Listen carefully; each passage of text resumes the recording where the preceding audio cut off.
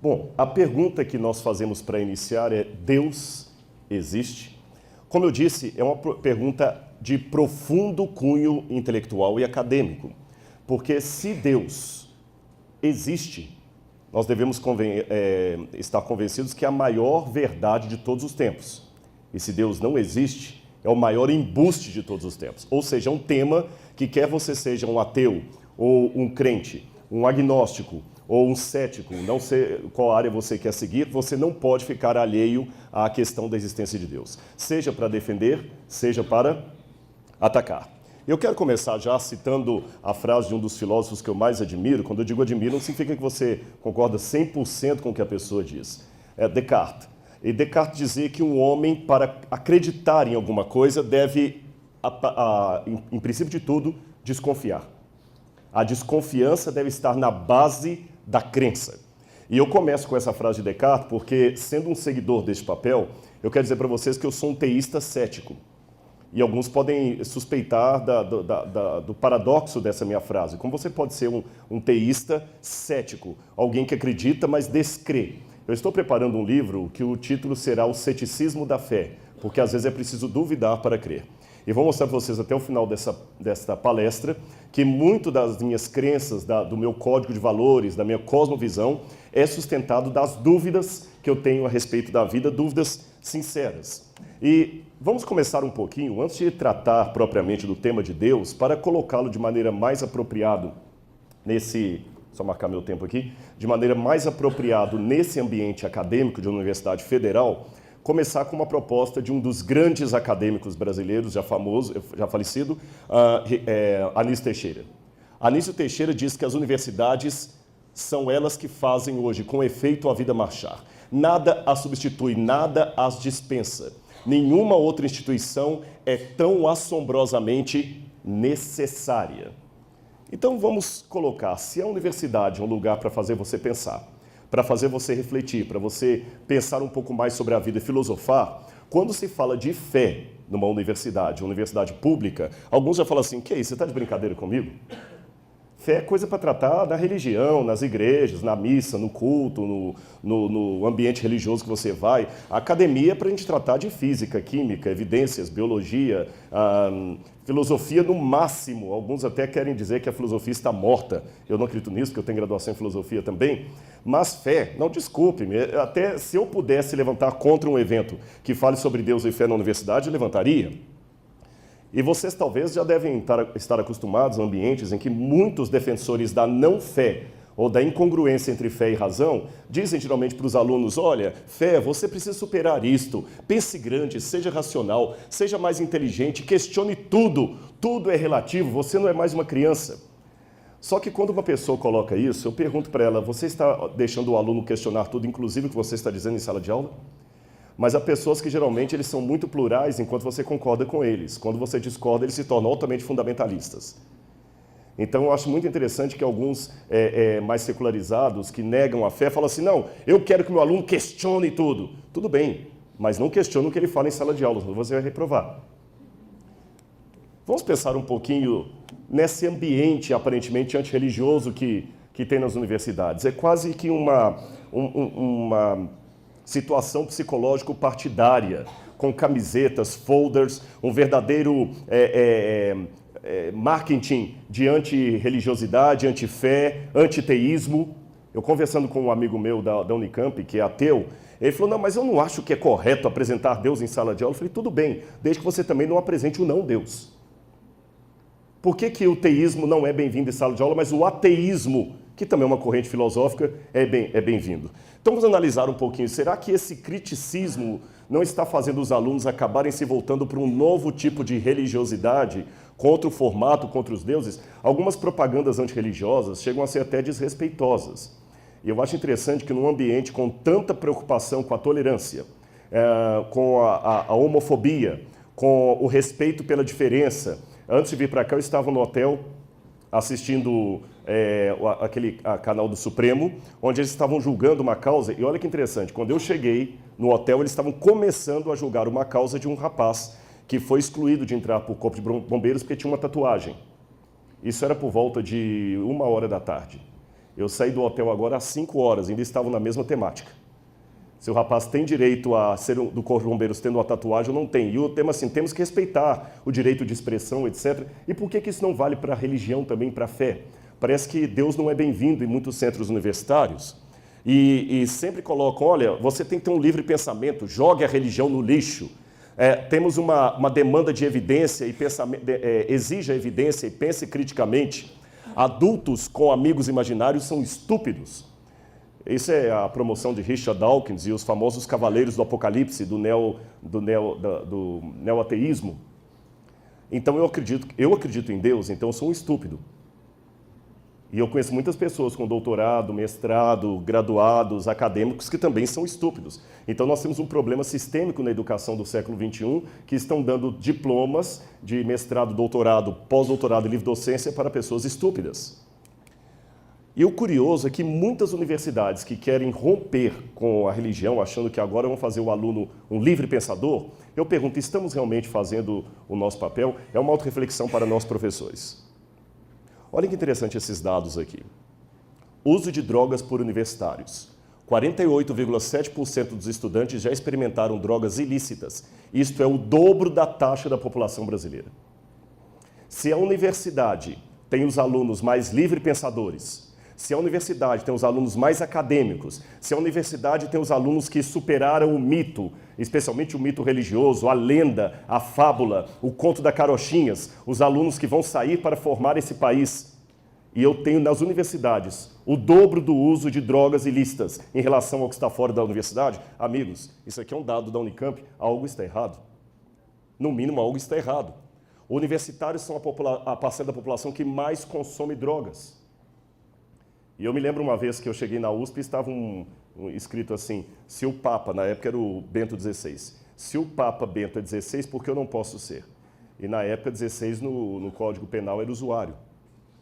Existe uma verdadeira apologia a isso. Sem contar outros problemas, eu tenho um livro aqui curioso, é de vários autores, e as questões do cotidiano universitário. Vários problemas foram colocados em universidades brasileiras e do exterior. Alunos com dificuldade de expressar ideias próprias e criatividade. Então, realmente, nós estamos conseguindo, no ambiente secular, colocar os alunos para pensar. Deus foi banido.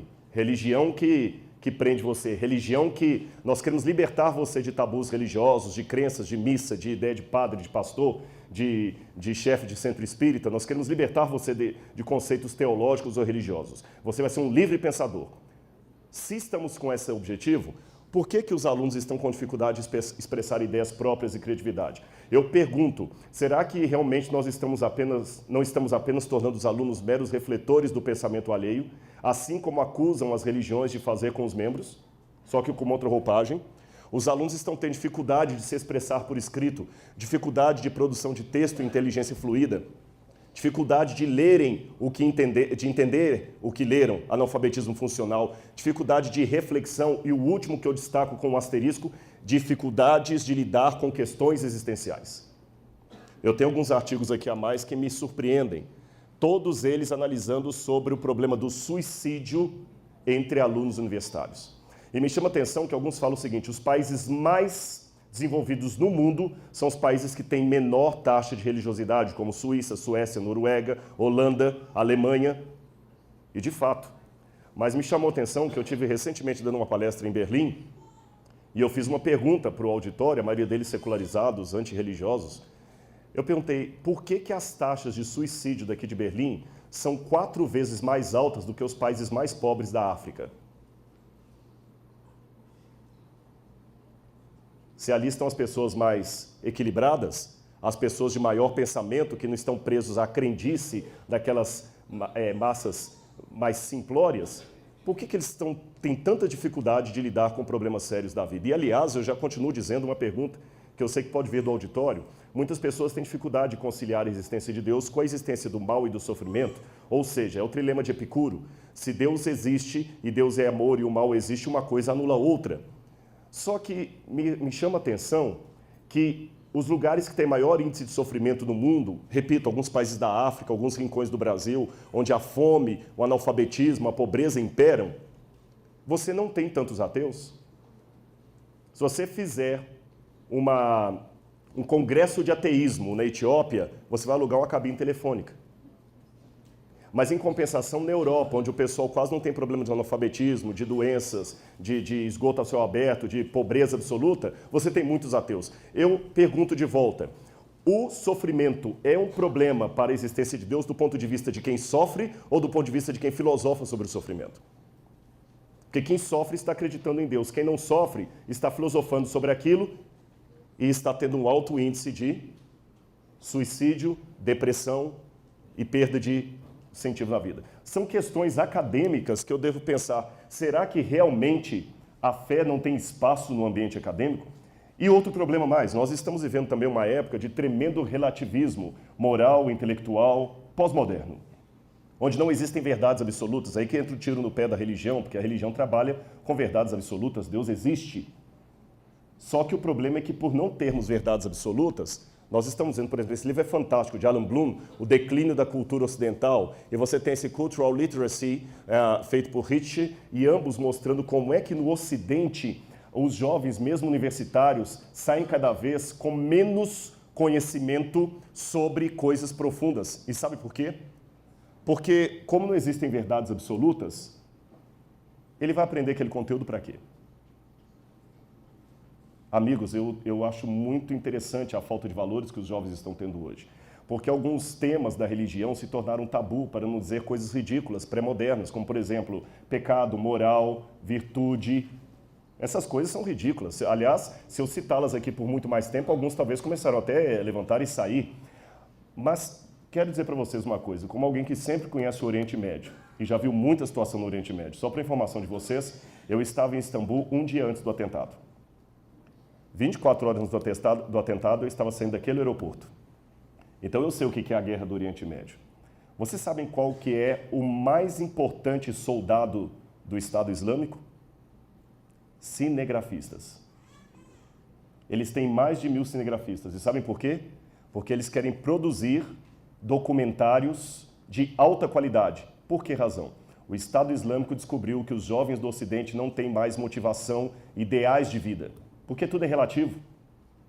Tudo é relativo, ele não tem mais que almejar uma ideia, ele não acredita mais nos pais, ele não acredita mais na família, ele não acredita no partido, ele precisa acreditar em alguma coisa. Ele não acredita em Deus, não acredita em mais nada. Então o Estado Islâmico percebeu esse viés, essa lacuna de fé nos jovens do Ocidente e estão dando uma proposta para eles. Por isso que nós temos um número expressivo de jovens ocidentais que estão se unindo à milícia islâmica e simpatizantes do Estado Islâmico apenas por verem os documentários que os cinegrafistas apresentam. Viram a falta de ideologias, o que causa nos jovens? A falta de valores? Continuando. Tudo isso que eu estou falando seria cômico se não fosse trágico. E apenas para continuar a minha palestra aqui, eu quero dizer para vocês que, ao contrário do que muita gente pensa, eu posso fazer uma análise sociológica do ateísmo e chegar a uma conclusão que vai surpreender a muitos aqui. Eu espero não ganhar pedradas, mas o que eu estou falando é com base no sociólogo Ninian Smart, que escreveu o livro Dimensões do Sagrado, uma anatomia das crenças mundiais. Esse professor universitário, ele chegou à conclusão que, abro aspas, o ateísmo e a descrença é uma forma de religiosidade. O ateísmo e a descrença é uma forma de religiosidade. Mas como assim? Nem fala um negócio desse. Chamar um ateu de crente, para mim, é tão ofensivo como xingar a sua mãe. Deixa eu dizer para vocês uma coisa aqui. Olha o que o Smart percebeu. Todas as religiões, elas têm, sociologicamente falando, esses qualitativos aqui. Uma narrativa que envolve histórias e mitos, um ritual que envolve cerimônias, formas e ordens, um apelo emocional, tem um apelo social institucional, a igreja tem pessoa jurídica, um apelo material, pessoas que colaboram financeiramente para aquilo ali, uma doutrina e um comportamento ético legal. E quando você pega todo esse esquema e coloca, especialmente nas propostas neo-ateístas, você tem os mesmos modelos. Figuras carismáticas como Richard Dawkins, figuras emblemáticas, você tem ritos, você tem agremiações, você tem doutrina, as coisas que não se deve acreditar e assim por diante. E já que eu falei de Richard Dawkins, um dos grandes pastores bispos ou padres, se você quiser que eu use a palavra do neoateísmo, ele disse assim: o cristianismo, bem como o islamismo, ensina às crianças que fé inquestionável é uma virtude. Você não tem que argumentar a favor daquilo que você acredita. Eu presumo que esse cavalheiro, por ser biólogo, ele é leigo em teologia e em filosofia. Esta não é a visão teológica de fé, pelo menos a fé cristã ensinada na Bíblia. Eu não estou falando de todos os tipos de fé que existem no mundo, mas pelo menos a fé cristã. A fé cristã, aquela exposta na Bíblia, ela admite a dúvida como um primeiro passo. É o contrário. A fé não é a oposição da dúvida, é a continuação da dúvida. Veja bem, permitam-me aqui não fazer um culto com vocês, mas citar algumas passagens bíblicas, assim como posso citar Kant, Dostoiévski, Kierkegaard e vários outros. O livro de Atos, Paulo declara: eu não estou louco, pelo contrário, digo palavras de verdade e de bom senso. E a palavra bom senso no grego é nous, significa pensamento. Você tem também o profeta Isaías dizendo que Deus fala para as pessoas: vinde, arrazoemos. Essa expressão no hebraico, arrazoemos, é vamos usar o raciocínio lógico, vamos conversar. Você coloca a sua argumentação, eu coloco a minha. É um Deus que admite negociar intelectualmente conosco, conversar, explicar. Lucas inicia o seu evangelho como sendo uma investigação acurada de fatos que aconteceram em seu tempo. Examinai tudo e retende o que é bom, disse Paulo. O próprio Cristo várias vezes falou o seguinte: não acreditem em qualquer coisa que contem para vocês. Antes, coloquem à prova as pessoas que vão conversar com vocês, porque surgirão falsos profetas, falsos professores. Cuidado para que ninguém engane vocês. Jesus ensinou até a não confiarmos numa coisa apenas porque os antigos disseram aquilo. Ele falou o seguinte: eu sei o que foi dito aos antigos, eu, porém, vos digo. Examinai. A própria Bíblia nos ensina. Aliás, é interessante que se você pegar o mapa bíblico, o pai da fé, segundo a Bíblia, é Abraão, o pai das religiões monoteístas. E quando Deus fala com Abraão em hebraico, vai por ti mesmo, a expressão é ler, lerá, Deus falou com ele: pode ir pensando o que você está fazendo. E quando Abraão abre a boca, o pai da fé, para conversar com Deus, ele expressa dúvidas. Se a dúvida e a fé são incompatíveis, por que o pai da fé expressa dúvidas? Porque o próprio Cristo termina o seu ministério expressando uma dúvida. Eli, Eli, lama sabachthani, Deus meu, por que? Lama, aramaico, por que de pergunta, por que o Senhor me abandonou? E eu gosto muito, eu recomendo a leitura desse livro de Umberto Eco e Carlo Maria Martini, que é um especialista em grego koiné da Itália. E Umberto Eco vocês conhecem, um grande medievalista e escritor de vários livros, inclusive O Nome da Rosa, Em que creem os que não creem. É uma leitura filosófica pesada, mas muito agradável. Eu recomendo como Reader's Digest aí para vocês, muito formidável. Olha, aliás, eu vou até fazer uma coisa, eu não sou ciumento de palestras. Se alguém quiser depois a cópia desse PowerPoint, tendo um pendrive, eu não sei como é que pode fazer para chegar o pessoal aí, tá certo? Carl Sagan, quando escreveu aquela novela Contato, que virou até filme, ele tem um personagem lá, Dr. Arroway, que menciona o seguinte: você não pode convencer um crente de nada, pois a sua crença não é baseada na evidência, ela é baseada numa profunda necessidade de crer, de acreditar. Será que é isso mesmo? A crença não é baseada em evidências? O Bertrand Russell, no livro Why I'm Not a Christian, porque eu não sou um cristão, falou a mesma coisa.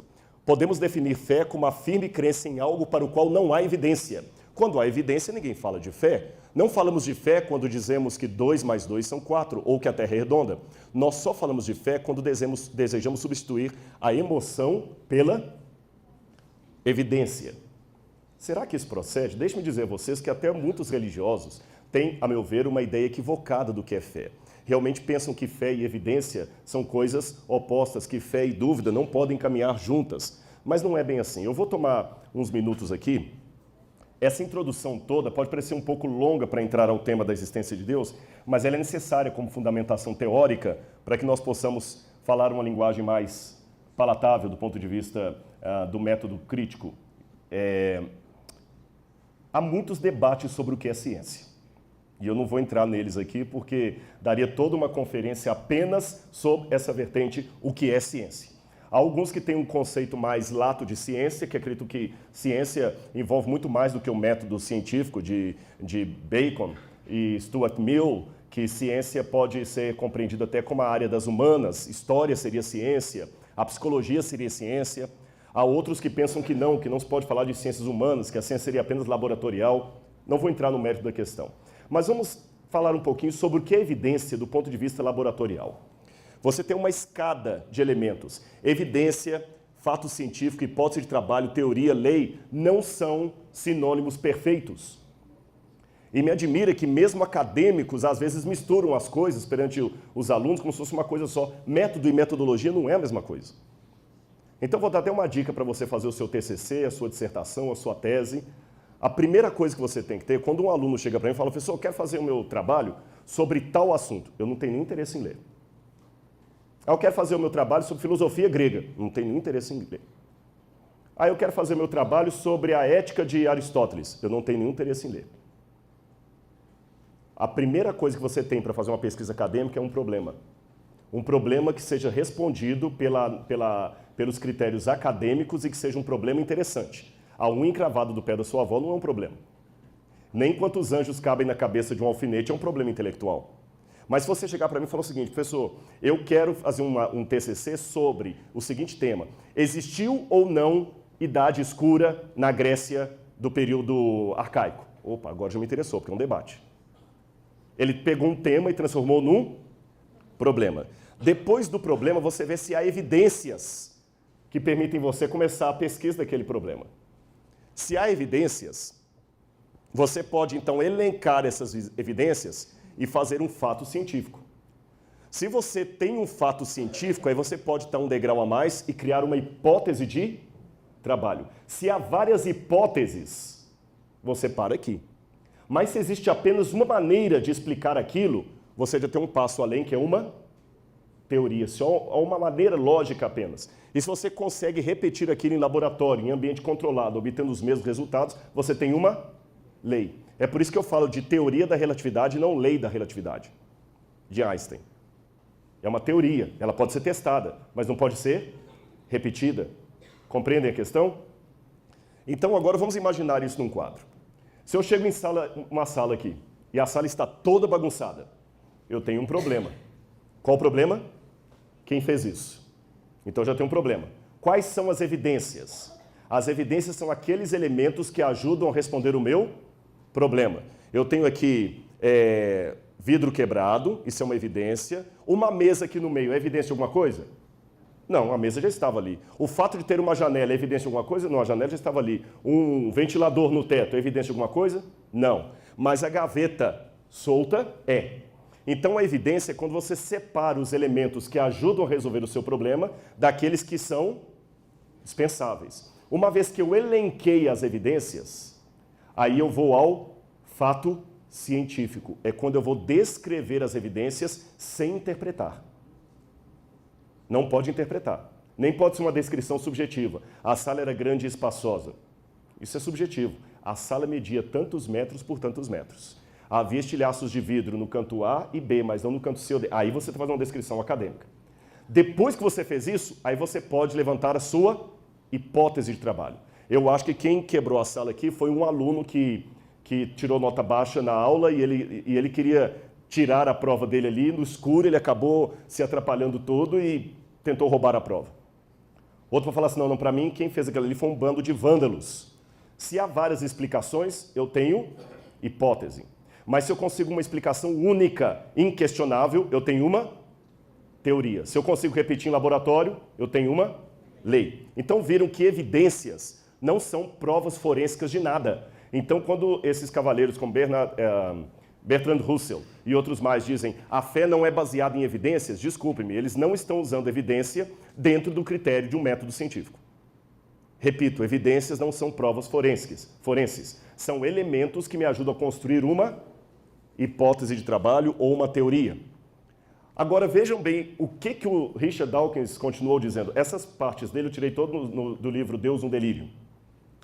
Richard Dawkins diz, o ateísmo não é uma fé, mas um fato, lembra de fato científico? Um fato baseado em evidências, mas eu tenho um problema. O ateísmo não é a negação da existência de um ente. Quando você estuda Aristóteles, eu tenho um dos maiores especialistas em Aristóteles, ele faleceu agora em 2001, o Dr. Mortimer Adler, um dos maiores filósofos aristotélicos do século XX e XXI, ele dizia, uma proposição afirmativa existencial pode ser provada, mas uma proposição negativa existencial, ou seja, aquela que nega a existência de alguma coisa, não pode ser provada. Então, quando Richard Dawkins diz que o ateísmo é uma evidência, é um fato baseado em evidência, ele está simplesmente desconsiderando tudo da lógica aristotélica. Porque você só pode provar uma afirmativa existencial positiva.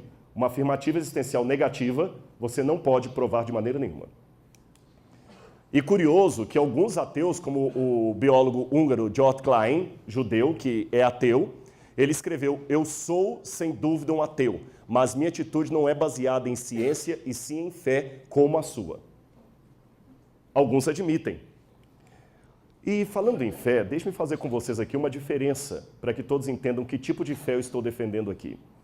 Uma vez, eu não sei se isso eu nunca li em fonte primária, eu vou citar aqui aquelas citações que não fazem parte da sua comprovação, mas faz sentido. Dizem, repito, não está em fonte primária isso, que perguntaram a Einstein se ele acreditava em Deus, ele replicou de volta, pergunte-me o que você entende de Deus, eu vou te dizer se acredita ou não. Quer seja folclore ou não esse diálogo de Einstein, eu acho verdadeira a expressão. Nós temos que explicar de que Deus, que fé eu estou falando, para que você não pense que eu estou defendendo qualquer tipo arbitrário de fé. Eu me lembro quando eu fiz o vestibular, já há um bom tempo, que a gente tinha que ler a literatura brasileira, e eu lembro dos livros de Machado de Assis, onde ele fala das memórias de Quincas Borbas, ele fala de Rubião, e ele descreve Rubião como um personagem mais crédulo do que crente. Me chamou a atenção aquilo ali, crédulo do que crente. Existe uma diferença entre fé, crença e crendice. Eu vou contar uma parábola para vocês. Dizem que um hindu estava reverenciando as águas do rio Ganges. Ele mergulhava todos os dias ali. Um amigo europeu falou com ele assim, rapaz, não mergulhe nessas águas, elas estão poluídas. Ele falou, não é possível, esse rio é sagrado, o Ganges é o rio sagrado, todos mergulham aqui, tomam essa água. O amigo falou, essa água está poluída. Ele falou, não está. O amigo pegou algumas gotas da água e colocou no microscópio. Quando o hindu viu as águas do rio completamente poluídas, desgostoso com a realidade, ele tomou uma pedra, quebrou o microscópio e continuou mergulhando. Essa é a diferença entre crença e crendice. Uma coisa é querer descobrir a verdade, outra coisa é querer que a verdade esteja ao meu lado, custe que custar. Aí você já pensa assim, Rodrigo, mas crendice, pelo que eu vejo, é coisa de religioso. Eu não vejo isso no mundo acadêmico. Será que não? Vocês já ouviram falar no raio-x? Claro. Não sei se é alguém da área de física aqui. O raio-x, todo mundo já ouviu falar, e mesmo que não é da área de... E do raio-N? Pois saibam que quando o raio-x estava sendo desenvolvido, também desenvolveram a descoberta do raio-N, proposta por René Prosper Blondelot. Esse cavaleiro aqui descobriu o raio-N, escreveu um artigo científico sobre o raio-N e tudo mais. Até que Robert Wood, da revista Nature, desconfiou, depois de décadas de ensino do raio-N, que aquilo tudo era uma histeria coletiva, uma crendice, uma ilusão de ótica. E ele provou isso. Ele pegou os maiores especialistas em raio-N, levou a uma sala e, sem que eles soubessem, tirou a lente que produziria o espectro. Você sabe que sem lente você não produz espectro de raio algum. Ele tirou o espectro e mandou aqueles homens olharem na lente. E todos eles, sem exceção, viram o raio-N que simplesmente não existia. E eram físicos, acadêmicos.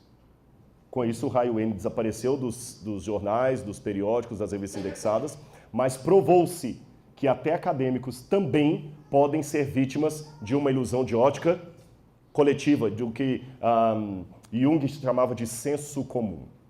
Então não pense que o fato de você ser um acadêmico o isente de participar do tal do senso comum, que existe o senso comum dos leigos, mas existe o senso comum também da universidade. Cada época uma universidade tem mais ou menos aqueles elementos que eles apontam como sendo melhores. E de novo, deixe-me dar para vocês uma comparação do que eu chamaria de fé e fideísmo, para que você entenda a relação da fé com a evidência. Suponhamos que eu esteja dentro de um prédio pegando fogo, e o prédio está em chamas. O meu senso de sobrevivência, o meu instinto, quer que eu saia dali, correto? E o que eu vou fazer? Eu vejo que aqui tem um vão e não estou vendo fumaça desse canto. Eu abaixo, e vou em direção a esse vão, porque assim a minha intelectualidade, o meu senso de sobrevivência diz para eu fazer. Mas do meio da fumaça aqui, sai um homem com essa roupa aí que vocês identificam como alguém do corpo de bombeiros. Ele tem o cilindro de oxigênio, ele tem o capacete, ele tem a machadinha. E ia falar comigo, não, ei, você não vá por aí, venha comigo aí, é perigoso. Eu pergunto a vocês, se eu for uma pessoa com o mínimo de inteligência, o que eu farei? Obedeço ou não? Mas eu tenho evidências do que ele está falando? Não. Aliás, o meu senso de sobrevivência me apontava a correr para lá. Mas ele mandou vir ao sentido contrário. Mesmo assim, eu obedeço sem questionar. Por quê? Porque ele é autoridade. Ele é o especialista. Mas não é uma fé, isso é fé. Não é o momento de eu dar uma de intelectualoide e sentar com ele e falar, não, calma, vamos discutir primeiro. Qual a fundamentação teórica do que você está dizendo? O que é que eu tenho que acreditar em você? Eu falo assim, tchau, vou embora. Nesses momentos, eu tenho que obedecer e seguir sem questionar. Mas não é uma fé cega, a fé que eu estou tendo bombeiro. É fé, mas não é uma fé cega. Sabe por quê?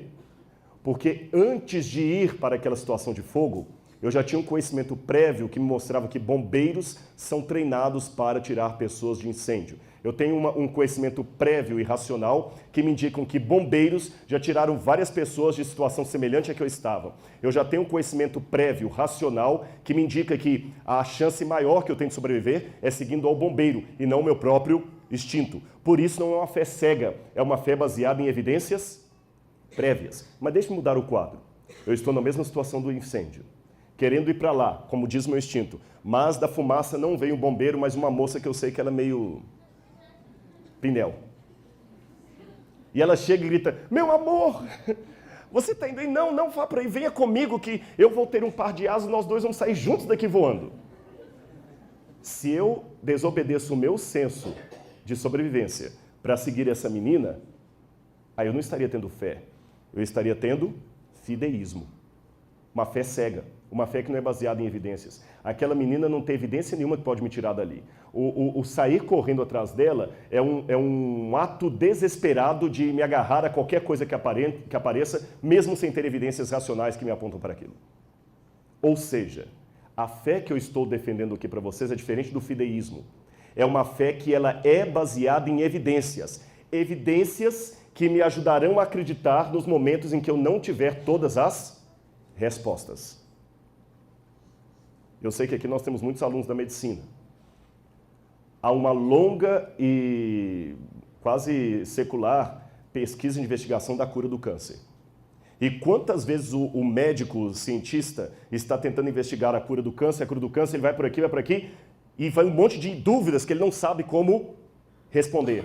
Aquele médico não sabe a resposta de um monte de coisas. Por causa disso, ele vai jogar fora toda a base médico-científica que ele adquiriu até agora? Não.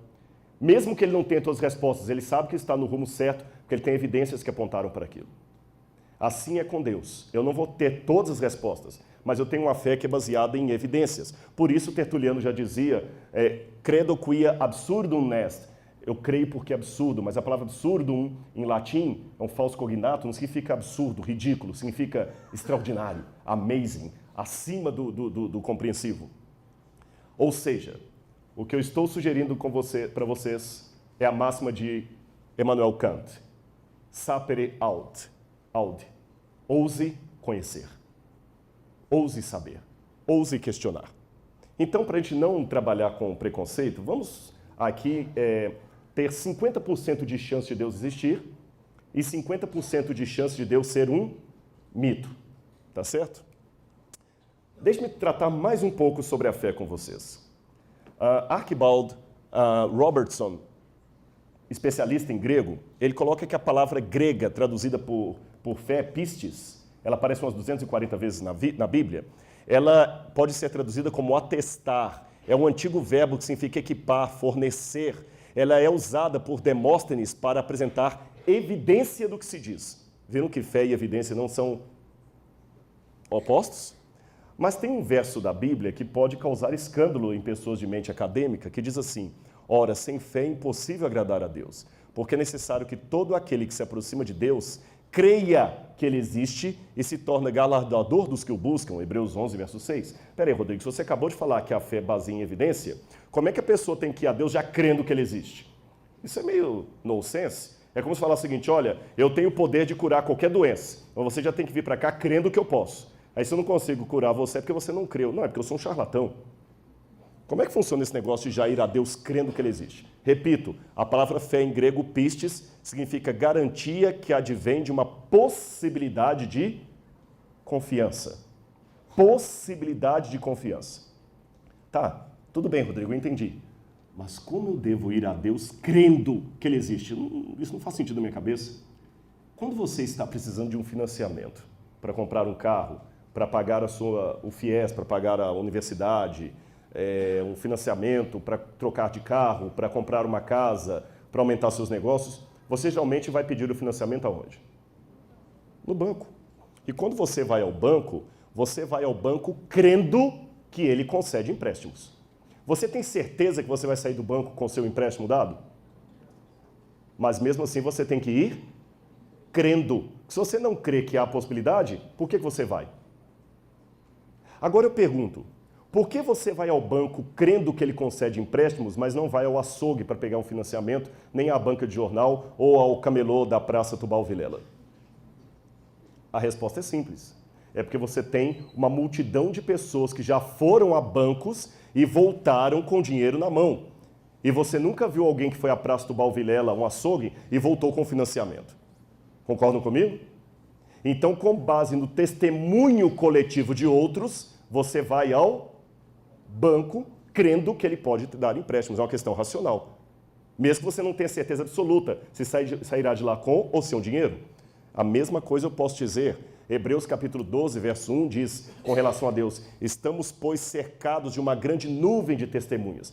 Pessoas que também foram ao banco a Deus e voltaram com argumentos. Eu não estou falando de pessoas só leigas, não. Os grandes pilares do intelectualismo ocidental eram pessoas que criam em Deus e na Bíblia. Eu vou dizer alguns exemplos deles. Você tem C.S. Lewis, vocês devem conhecer as Crônicas de Nárnia, que era um ateu de Oxford, e depois se tornou um cristão. Você tem Isaac Newton, que descobriu a lei da gravidade. Você tem Dostoiévski, um dos maiores escritores da literatura russa, escreveu Crime e Castigo, Irmãos Karamazov. Você tem Leibniz.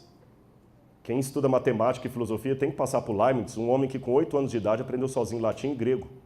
E aos 21 já tinha o seu primeiro doutorado.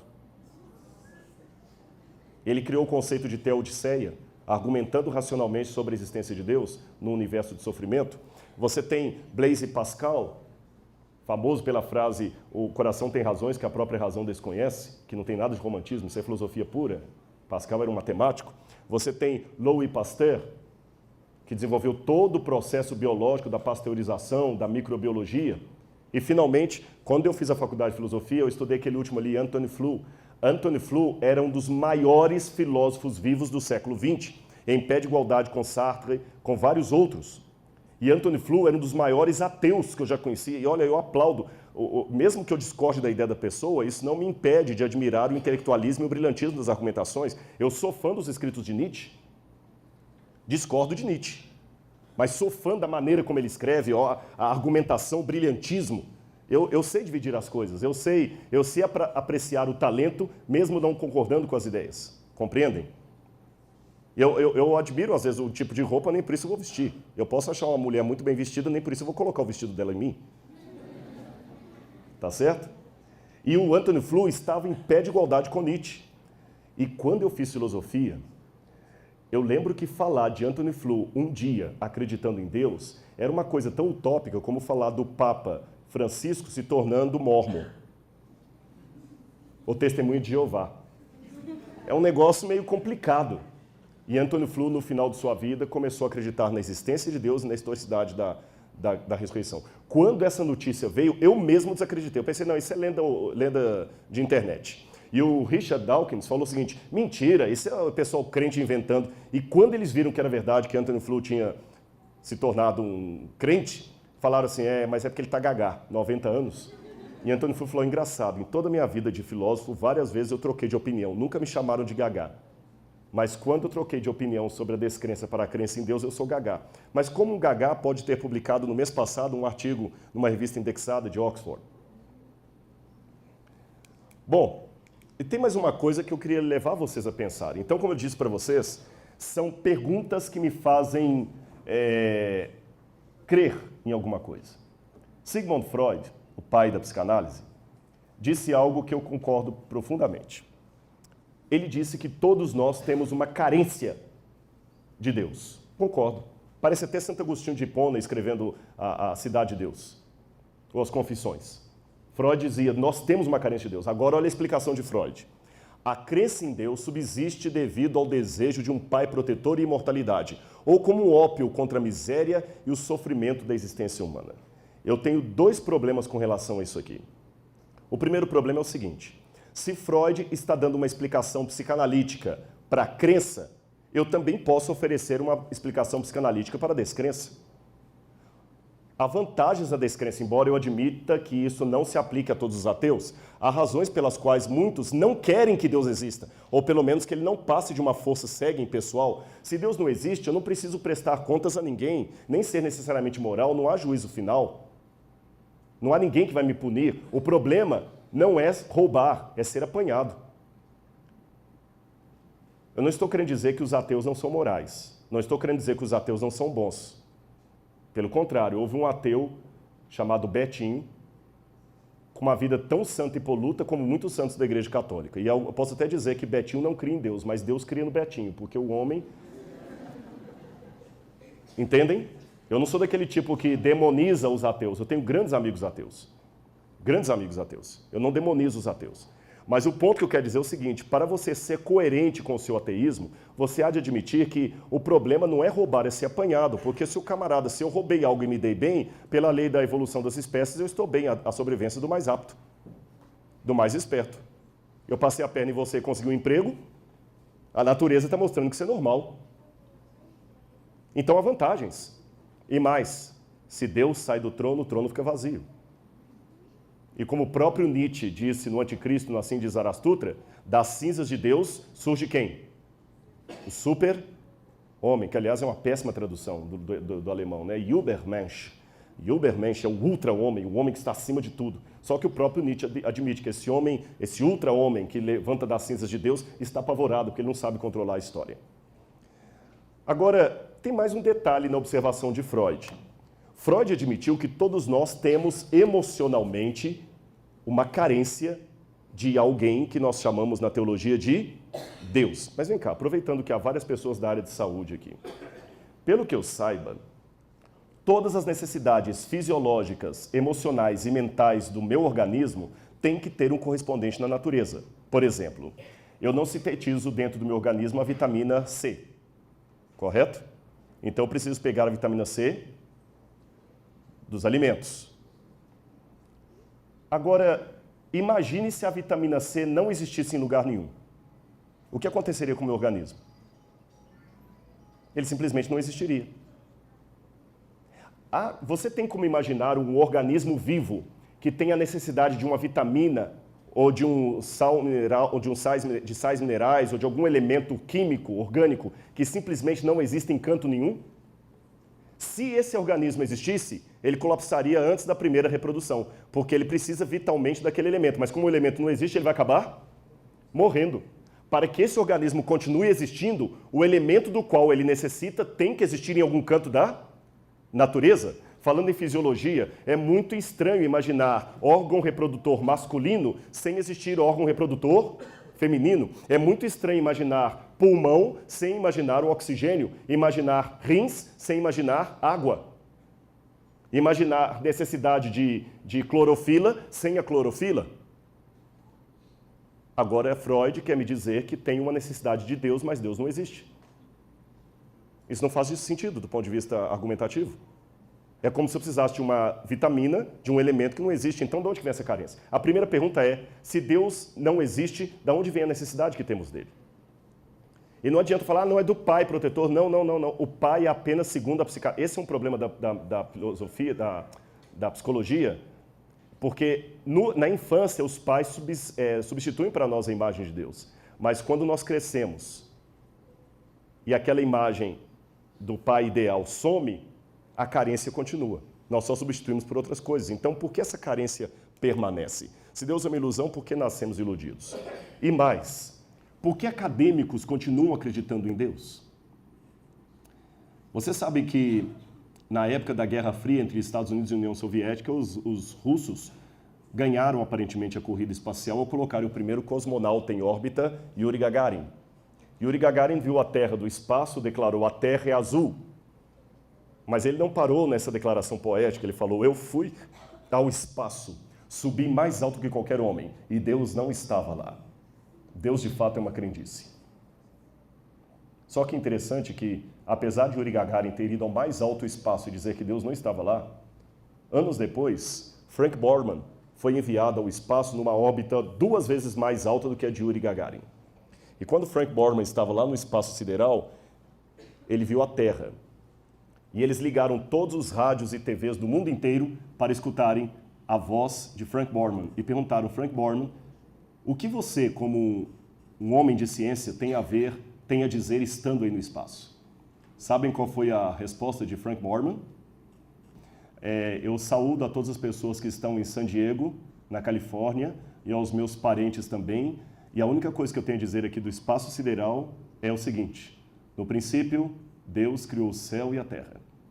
A terra, porém, era sem forma e vazia. Havia trevas sobre a face do abismo, o Espírito de Deus pairava sobre as águas, e fez Deus a luz e viu que a luz era boa. Será então que realmente Deus não estava lá, ou uma questão de ponto de vista de Yuri Gagarin? Bom, o próprio Salmo diz: provem e vejam que o Senhor é bom. Essa palavra prova em hebraico é ta'am, significa investigar, experimentar sensorialmente, como o sabor de uma coisa. Agora, eu já estou indo para a última parte da minha palestra. Eu tenho uma afirmação meio taxativa que vai surpreender alguns. Eu posso provar que Deus existe? A resposta é não. Então, Rodrigo, você fez eu perder o meu tempo. Você enrolou a gente até agora, falando de fé, de evidência e tudo mais, para admitir que Deus não... Então, é uma questão de calma. Lembra que eu falei do método científico? Evidência, hipótese de trabalho, fato, etc, etc. Eu não posso provar que Deus existe. E isso, do ponto de vista teológico, faz todo sentido. Por que razão? Primeiro, vamos lembrar de Karl Popper. Não sei quantos já estudaram sobre o Círculo de Viena, depois da Segunda Guerra Mundial, quando vários especialistas se reuniram na Áustria para tentar resgatar o valor da ciência. É o neopositivismo, uma vez que a ciência estava desacreditada devido às guerras. E um dos mais famosos foi Popper. E Popper falava muito da verificabilidade versus falseabilidade. Popper estabeleceu os limites da ciência. E ele falou: a ciência não pode investigar aquilo que está além da verificabilidade, da falseabilidade, do falseável. O que é isso? Eu tenho aqui 2 exemplos. Eu tenho a famosa frase de Nero, dita por Suetônio, segundo o qual, na hora que o grande imperador romano, terrível imperador Nero César, estava à beira da morte, ele teria dito: qualis artifex pereo, que grande artista morre hoje. Agora eu pergunto, será que Nero falou isso mesmo? Isso não é falseável, não é verificável. Por isso está além da ciência laboratorial empírica. Agora vejam essa outra situação. Se eu declarasse: gasolina de automóvel não serve para avião. Isso já é científico. Por quê? É falseável. Como falseável? Basta você pegar a gasolina de automóvel e colocar num avião para ver se funciona. É passivo de ser verificado, é falseável. Então, essa afirmação é científica. A afirmação histórica não é. Outra questão. Euclides, quando falava da geometria, ele colocava uma diferença. Você sabe que matemática também não é ciência, matemática é linguagem. E Euclides já estabelecia isso dizendo que há uma diferença entre postulado, um axioma, e teorema. Qual a diferença? Um postulado, um axioma, é uma coisa que você afirma porque todas as evidências apontam para aquilo, é lógico afirmar aquilo, mas você não tem como provar ou comprovar ou verificar, ou para usar a linguagem posterior de Popper, falsear, porque está acima do seu calibre mental, está acima da sua capacidade de investigação, está acima da sua capacidade de verificação e análise. Mas o teorema você pode comprovar, porque está dentro do seu escopo mental. Por exemplo, o quinto Se não me engano, é a quinta lei, o quinto axioma de Euclides, as retas paralelas. Duas retas paralelas infinitas, segundo alguns, jamais se cruzam. Outros acham que se cruzam, etc. Eu não vou entrar no mérito da questão. Mas duas retas paralelas e infinitas são um postulado, não um teorema. Por que são um postulado? Porque você não tem como provar isso. Para provar, você deveria ter uma régua do tamanho de quê? Do infinito. Quem aqui tem uma régua do tamanho do infinito? Quem tem uma capacidade de dimensionar o infinito de canto a canto, se é que o infinito tem canto? Portanto, esse estabelecimento das retas paralelas de Euclides é um axioma, não um teorema. Porque o teorema pode ser verificado. Aqui que vem a questão. Deus não é teorema. Deus é axioma. Porque se Deus fosse teorema, Deus poderia ser verificado, comprovado, analisado, medido. Se Deus pudesse ser medido, analisado, falseável, ele seria pequeno demais para ser Deus. É por isso que eu não posso provar a Deus como não posso provar as duas retas paralelas de Euclides. Eu posso enunciar a Deus. Ficou claro? Deus é axioma, Deus é postulado, não é teorema, por isso que eu não posso provar que Deus existe. Mas eu também não vou... O postulado não é uma coisa de graça que qualquer um pode postular o que quiser. Ah, então já que é assim, Rodrigo, eu vou postular que elefantes azuis existem. Ah, mas eu não posso provar que não existe? Mas também não pode provar que existe? Não é isso. Para você enunciar um postulado, ele tem que ter um mínimo de arrazoado, cartesiano, sistêmico, lógico, racional.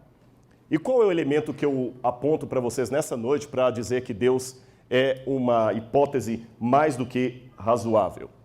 Eu vou começar com Parmênides, da escola eleática, um dos pré-socráticos. E antes que você pense que filosofia é coisa ridícula, deixe-me dizer a você que, não esqueça, eu posso provar isso. Talvez não na minha palestra, mas na hora das perguntas. É graças aos filósofos pré-socráticos, eleatas, e a Aristóteles, que hoje você pode tirar uma foto e postar no seu Instagram. Sabia disso? A Apple hoje só consegue fazer fotos irem para todo lado de um Apple ou de um smartphone para um outro smartphone, graças ao insight tido 500 anos antes de Cristo por esses homens aí. Então não pense que eram pessoas que não tinham o que fazer. Como é que eu cheguei a essa conclusão? Depois eu posso explicar. E o Parmênides fez uma pergunta dessas que parecem ser loucas, ou uma proposta, mas ela é sensata. É preciso pensar e dizer isto. Aquilo que é, existe. Ou colocando em forma de pergunta por Leibniz, por que existe algo ao invés de nada? Vou repetir. Reflitam comigo. Por que existe algo ao invés de nada? Você sabe que você pode chegar ao extremo de questionar tudo, como os filósofos ceticistas, como David Hume, por exemplo, que chegou a duvidar até do que eu estou vendo. Lembra o autoceticismo de Hume? Hume duvidava até que eu estou vendo. E quem me garante, dizer David Hume, que o que eu estou vendo não é uma ilusão da minha cabeça? Matrix. Será que vocês estão realmente me assistindo ou eu estou sonhando com tudo isso aqui? Será que eu realmente estou à sua frente ou você está me projetando na sua cabeça? Os loucos também imaginam coisas.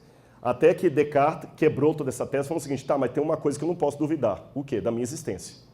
Porque ainda que você seja uma ilusão, para essa ilusão estar acontecendo, eu tenho que estar projetando essa ilusão em algum lugar. Senão essa ilusão não existiria. Então, eu penso, logo existo. Cogito ergo sum. Simples. Agora vamos então. Por que existe algo ao invés de nada? O ponto mais comum hoje da física, eu não sou físico, mas a teoria mais badalada atualmente é do Big Bang. O instante zero em que tudo começou. Tudo. Espaço, tempo, energia, gravidade. E o que havia antes disso? Nada. Só que a questão é o seguinte, em latim dizia-se ex nihilo nihil fit. Vários repetiram essa frase. Ex nihilo nihil fit. Tradução, do nada, nada se faz. Se eu tenho um monte de nada, mas um monte de nada é igual a nada. Se eu tenho um monte de nada e divido por nada, vai continuar nada.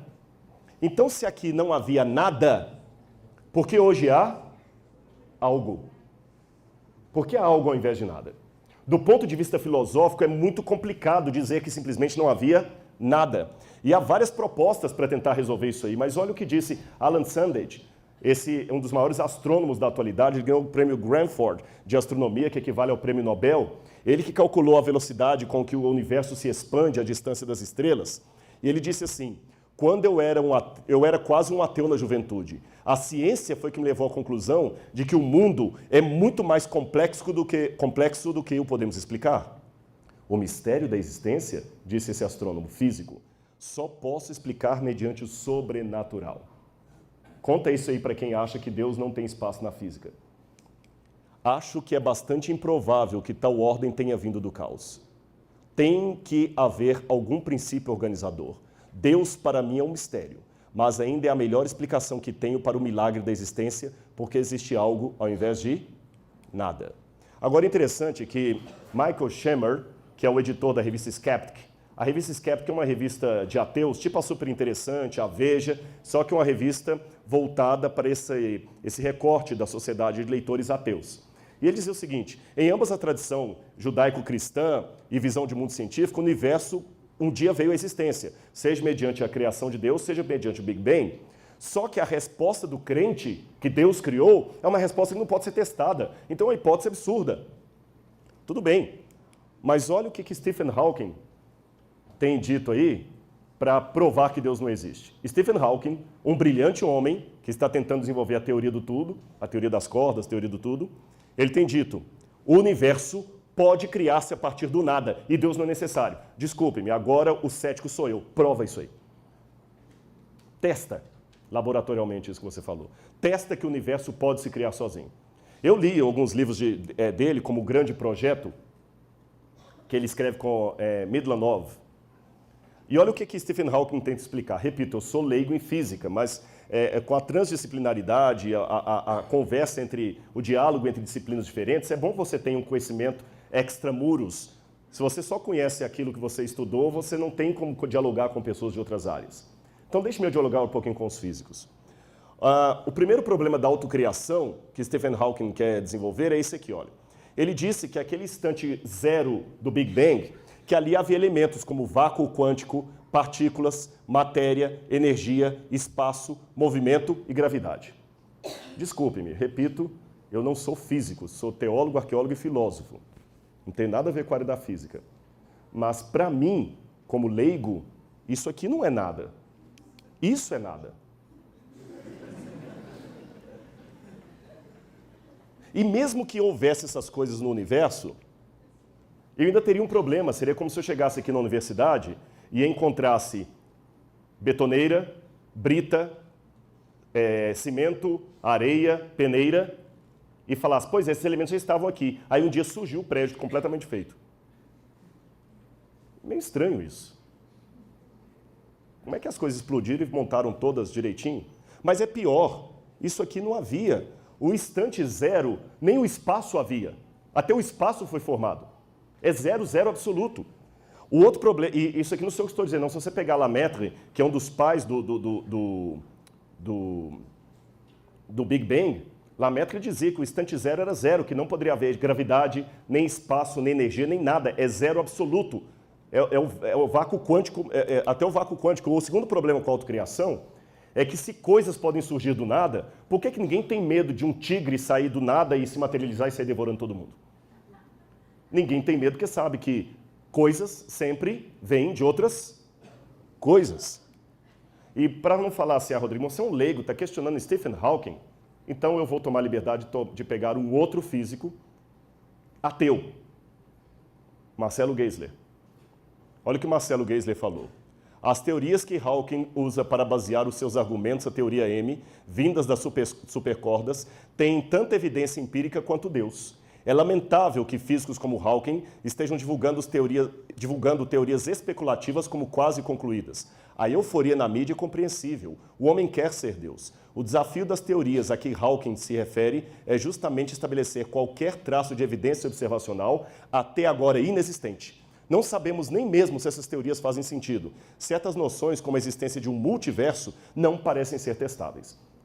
Então, se a minha opinião é ridícula, a opinião de um ateu físico aí respeitado que dá aula na Inglaterra também é ridícula, porque ele está dizendo a mesma coisa que eu disse. E o próprio Stephen Hawking, quando escreveu A Breve História do Tempo, dizia que muitas pessoas não gostam da ideia de que o tempo tenha tido um começo, porque provavelmente ela demanda uma intervenção divina. E no livro O Grande Projeto, que eu falei com vocês que eu acabei de ler, ele mesmo e o coautor dele admitem que ao contrastarem o criacionismo da Terra jovem com a teoria do Big Bang, aquela ideia que Deus criou, ele admite que a teoria do Big Bang é mais útil, mas não se pode dizer que um dos modelos é mais real do que o outro. Ele mesmo admite que aqueles que acreditam que Deus criou não é um modelo inferior a dizer que o Big Bang não teve intervenção divina. E John Lennox, que é professor de Oxford de matemática, disse também que a teoria que Hawking coloca, ela não faz sentido. Em primeiro lugar, se a gravidade existe, quem a colocou lá? E qual foi a força criativa por detrás do seu nascimento? Então, como eu falei com vocês, o vazio, o vácuo e o nada na física quântica não é o que Stephen Hawking está tentando colocar para estabelecer a não existência de Deus. E perdoe-me, sem querer ofender ninguém, aqui não é panfletário o que eu quero dizer, mas é sincero, eu tenho concluído que o dogma do ateísmo, se é que eu posso usar essa expressão, a crença básica do ateísmo seria essa. A crença de que não havia absolutamente nada. E nada aconteceu a nada. Até que nada, de um modo mágico, explodiu e por nenhuma razão, criando tudo o que existe em todo lugar. Então, depois de um boom, tudo de modo mágico se auto-organizou, novamente sem nenhuma razão.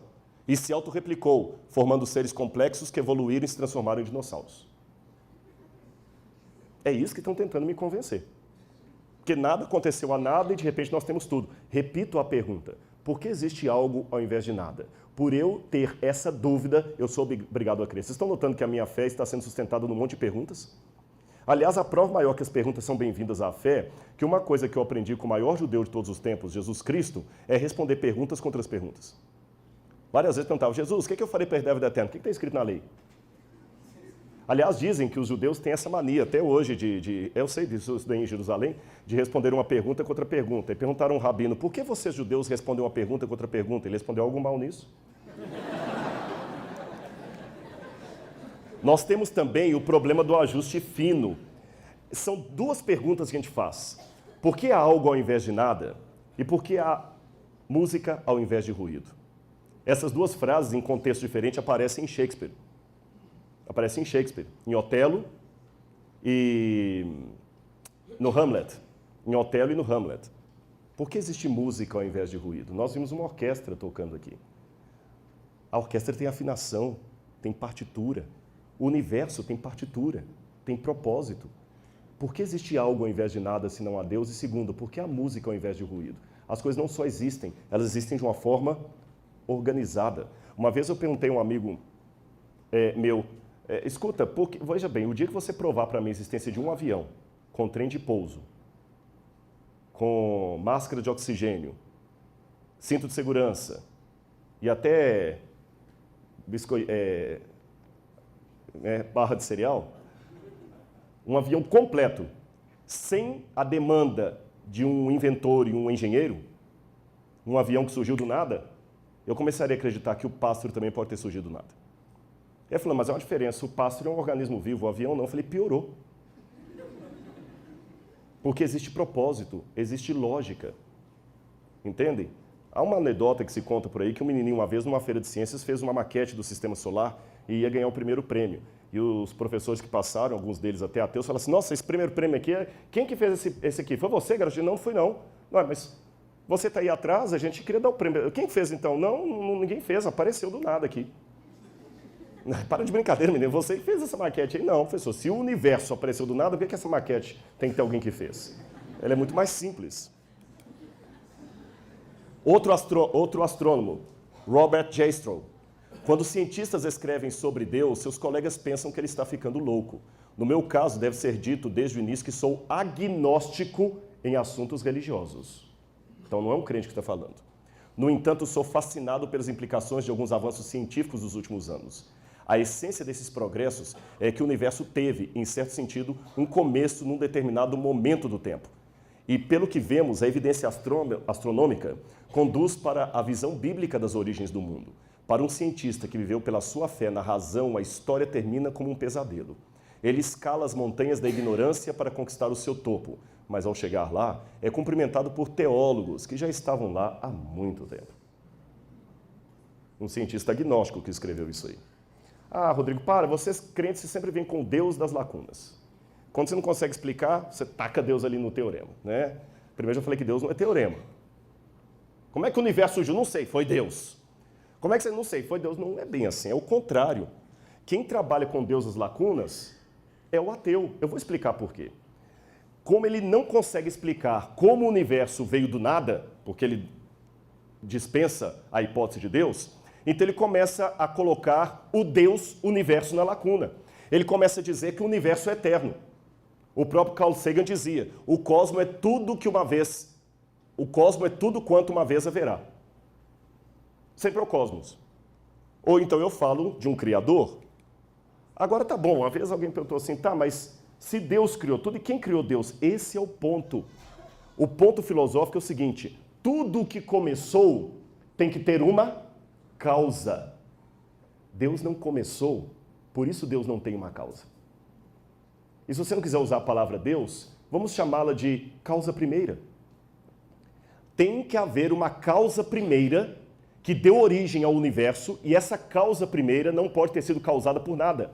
Porque se ela for causada por alguma coisa, eu vou cair no retrocesso infinito. Ela fica sem sentido. Uma causa que causou outra, que causou outra, que causou outra, que causou outra. Eu sou obrigado ou a acreditar num retrocesso infinito, ou acreditar que houve uma causa primeira que causou todas as coisas. E alguém pode falar comigo, não, Rodrigo, peraí, não, para, stop. Um Deus eterno e autoexistente, você vem falar isso para mim aqui na minha universidade? Um Deus eterno e autoexistente? E eu digo, stop você.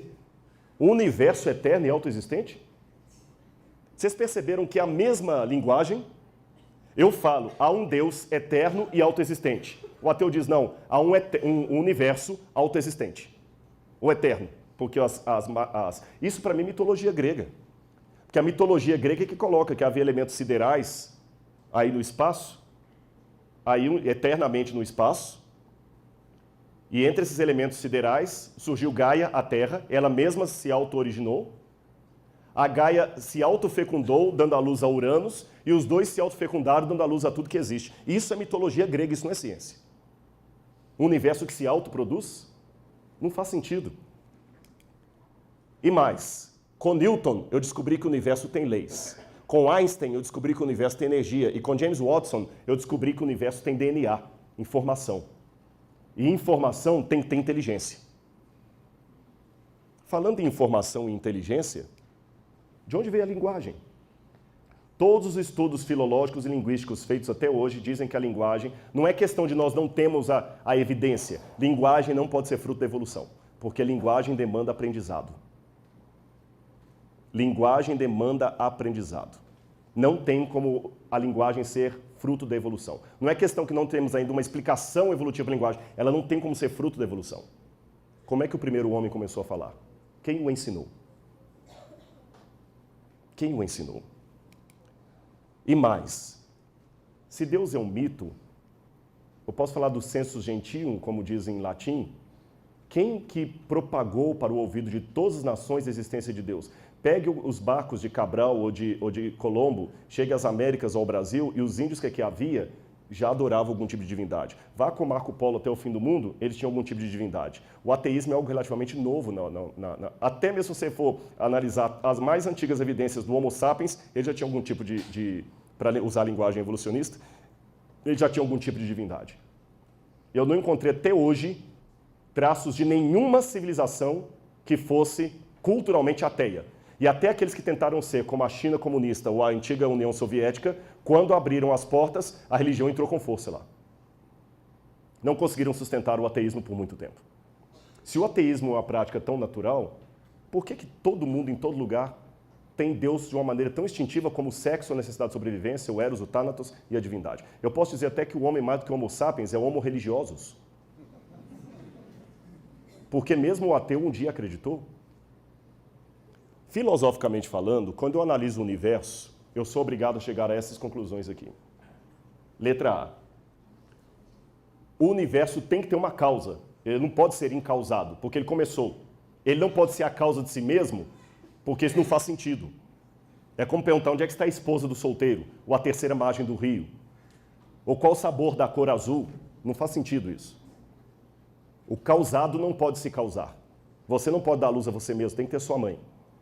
Que tipo de causa eu estou falando? Em primeiro lugar, a causa primeira que originou o universo tem que ser uma causa supernatural, porque ela criou o natural. Tem que ser uma causa poderosa, incrivelmente poderosa. Tem que ser uma causa eterna, autoexistente, sem infinita regressão de causas. Uma causa não causada. A causa que causou o universo, ela tem que ser omnipresente, porque ela criou o espaço. Se ela criou o espaço, ela tem que estar fora do espaço. Então ela tem que ser onipresente. Ela tem que ser intemporal e imutável, porque ela criou o tempo, pelo menos esse tempo como eu conheço. Eu não digo que ela é atemporal, mas ela é intemporal. Existe uma diferença entre atemporal e intemporal. Ela tem que ser imaterial, porque ela transcende ao espaço e aos limites físicos. Ela tem que ser pessoal, assim definido porque ela criou de maneira intencional. Ela tem que ser necessária, porque todo o resto depende dela. Ela tem que ser infinita e singular, porque não pode haver dois infinitos. Ela tem que ser diversa e, no entanto, possuir unidade. Ela tem que ter inteligência e ser suprema. Ela tem que ter propósito, deliberadamente ela criou tudo. Ela tem que ser moral, senão nenhuma lei moral teria sido dada. Ela tem que mostrar cuidado, senão nenhuma lei moral, nenhum cuidado, nenhum detalhe seria garantido. O curioso é que quando eu abro a Bíblia, eu descubro que todas as necessidades, todas as características filosóficas da causa primeira coincidem com características bíblicas daquilo que chamamos de Deus. A Bíblia o apresenta como supernatural, poderoso, eterno, onipresente, intemporal, imutável, imaterial, pessoal, necessário, infinito, singular, diverso, mas em unidade, inteligente, com propósito moral e cuidadoso. E para terminar minha palestra, eu queria contar uma parábola para vocês. Se Platão iniciou todo o seu discurso com o mito da caverna, deixe-me contar um mito também para ilustrar o que eu quero dizer, à guisa de Platão e à guisa de Jesus, que contava tantas parábolas. Havia nessa fábula que eu quero contar para vocês um grupo de ratos que moravam dentro de um piano. E esses ratos sempre escutavam o concerto do pianista do lado de fora e se deliciavam. E louvavam o pianista por toda a música bela que ele tocava. Até que um dia, alguns ratos saíram de dentro da parte mais baixa do piano e subiram até aquelas teclas ali e viram as cordas. E viram que cada vez que um martelinho de madeira com aquele veludo batia numa corda, saía um som do piano. Quando batia numa corda mais fina, saía um som agudo. Quando batia numa corda mais grave, saía um som mais grave, mais baixo. Quando duas cordas batiam ali, saía uma dissonância. Eles voltaram felizes, descobrindo o segredo da música. Não existe pianista nenhum. Nós agora temos a teoria das cordas. O que produz o som que nós ouvimos são martelinhos batendo em cordas. Não há nenhum pianista. E aí começou o debate dos ratos, se havia ou não havia pianista lá fora. E novas teorias mais rebuscadas foram colocadas para explicar aquele som sem necessidade de um músico. E muitos ratos continuaram acreditando, outros duvidaram. Mas a despeito disto, do lado de fora, o pianista continuava expondo o seu concerto, mesmo apesar da negação da sua existência. Mesmo que você continue negando, continue existindo, há vida no ar. E o concertista do universo está aí, dedilhando a sua bela sinfonia e dizendo, quer você queira ou não, eu existo e eu amo você. Um grande abraço. Obrigado.